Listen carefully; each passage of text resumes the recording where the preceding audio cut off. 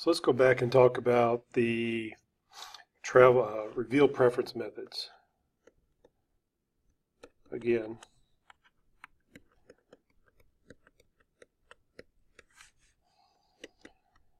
And in particular, the travel cost method.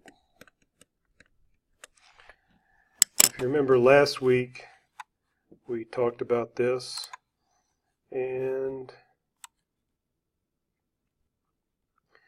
we looked at a picture like this, where let's say that we collected data on visits to a recreation site, for example, Pisgah National Forest, and then distance to the recreation site.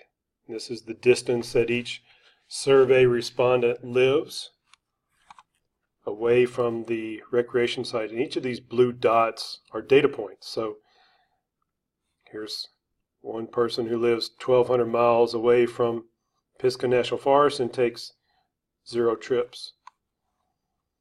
And as distance falls, it looks like people are taking more visits until you get to someone who lives very close to Pisgah National Forest, and they take 100 or more than 100 visits to the forest. So this gray line is a statistically fitted line to that relationship,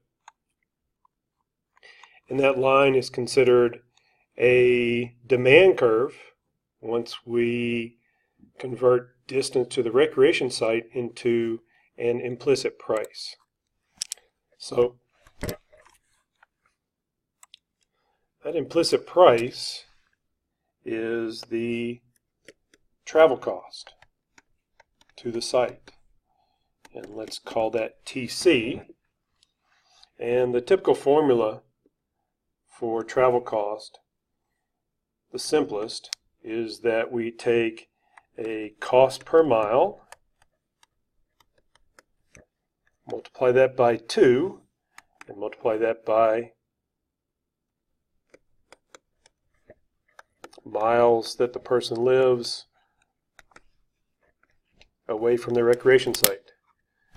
So the multiplying this by 2 times miles gives us round trip distance, and multiplying that by the cost per mile puts that into a dollar value.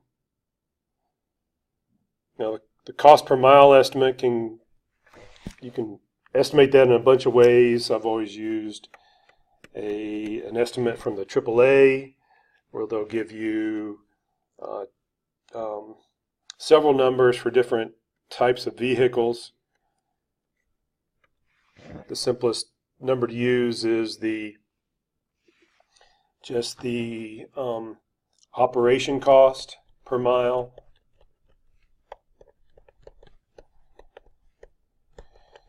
And a typical number, and this is a function of gas prices and other things.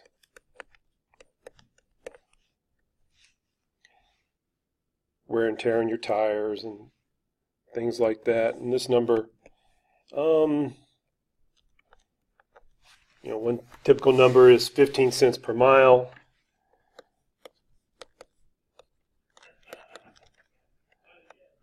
Studies also include the opportunity cost of time, and that's when you factor in the notion that when you're driving, you might be missing work. You might take off a Friday to do a long weekend. And so income is included in, but I'll save that lecture for my benefit cost analysis class next fall. So once we have calculated these travel costs, you can rescale the vertical axis in a travel cost method study and estimate the demand for recreation,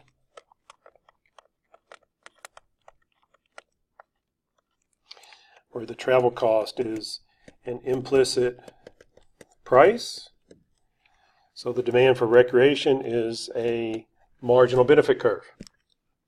Once you have the travel cost demand curve, you can estimate consumer surplus or willingness to pay, just like we always have. If the average travel cost is the horizontal blue line and average number of visits is the point on the demand curve, when you plug in the average travel cost, then willingness to pay is the triangle above the average cost and below the demand curve. So that willingness to pay number is the estimate of benefits that you would plug in for, let's say, a Forest Service policy that's looking at a clear cut and the lost recreation benefits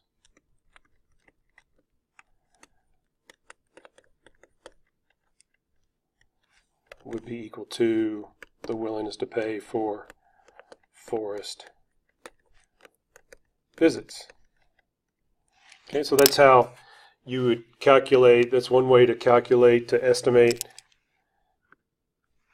the value of standing timber to compare to the value of cutting down the trees, and that's the example that we looked at, we've looked at a couple of times before. So the travel cost is pretty useful reveal preference method. One place where it has problems is when there is a change in quality.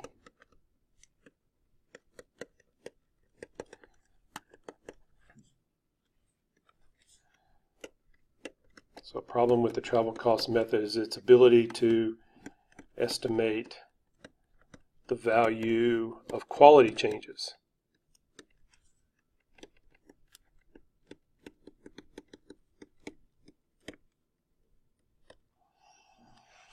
For example, with the Clean Water Act.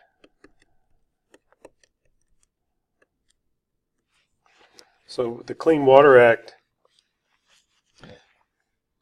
that's a regulation imposed on factories that limits the amount of waste that they can discharge into rivers and streams and lakes. And one type of outcome to that improved water quality, where the triangle of the delta sign is a change in WQ, water quality, and this plus means that it's an improvement, is that leads to a change in catch rates for recreational fisheries.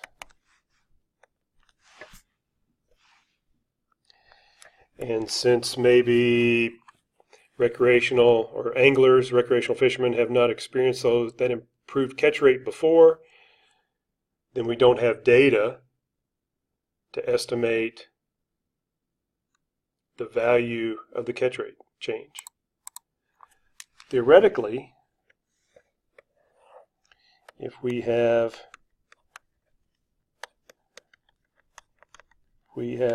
done a travel cost method study for recreational fishing visits, and we've estimated a demand curve,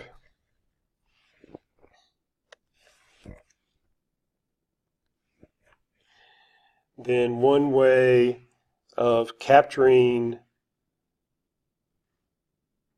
the quality improvement is by conducting a stated preference study or component of the study where we asked contingent behavior questions. So the word contingent is behavior. The word contingent means, if contingent on this policy taking place, what would you do? So a typical question might be, suppose that with a water quality improvement, catch rates would double. So we have, or just say an increase in catch rates.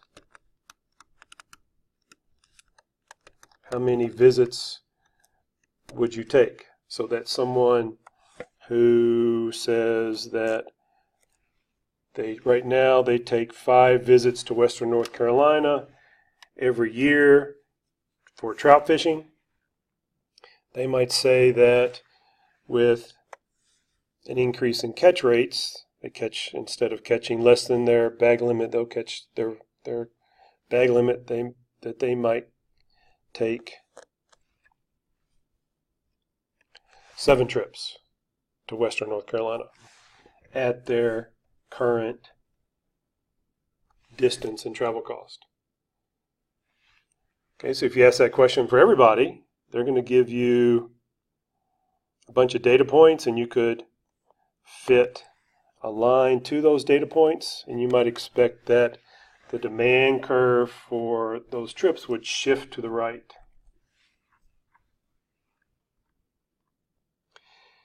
And with that increased demand, the consumer surplus, or the willingness to pay triangle, is going to change. It's going to increase. So before, we shaded in this triangle A,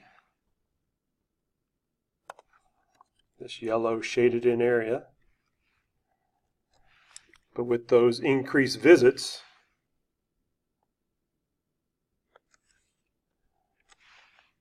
the triangle would now be area A plus B.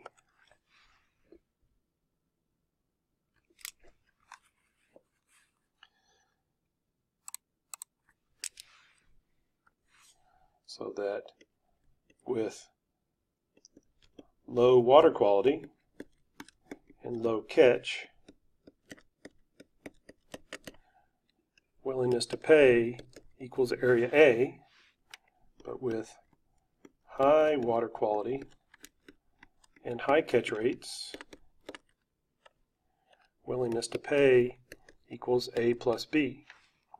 So we would take the difference between those as our estimate of the benefits of the improved water quality.